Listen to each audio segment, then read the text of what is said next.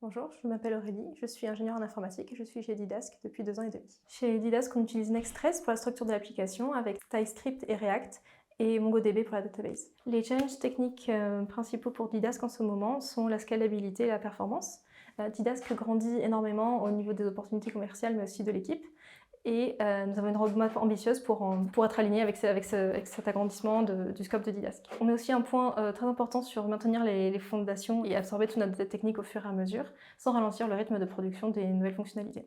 Une des exemples de fonctionnalités extrêmement enthousiasmantes et motivantes qu'on est en train de développer en ce moment, c'est l'interface entre la vision scientifique de la pédagogie chez Didask et l'IA générative, qui nous ont fait développer des prototypes et des fonctionnalités extrêmement enthousiasmantes à développer.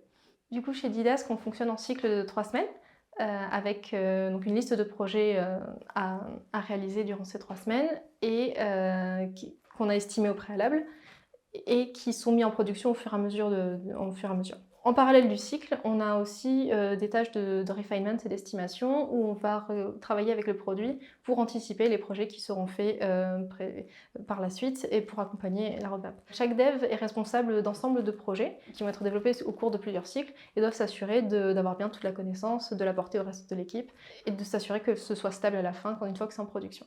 Et donc tout le code est mis au fur et à mesure en production car on travaille avec de la CI/CD qui nous permet d'être très souple et agile dans notre développement. Un des arguments qui a fait que j'ai rejoint Didask et que je rejoins l'équipe Didask, c'est vraiment l'approche scientifique de la pédagogie et le fait que dans l'équipe produit, on a des docteurs qui s'occupent de la recherche et de faire en sorte que les features qu'on développe vont dans un sens scientifique et vont vraiment apporter des choses et ont vraiment une valeur ajoutée pour les utilisateurs et les apprenants à la fin. Au niveau plus pragmatique, dans l'équipe de dev, on est quasiment tous en télétravail total.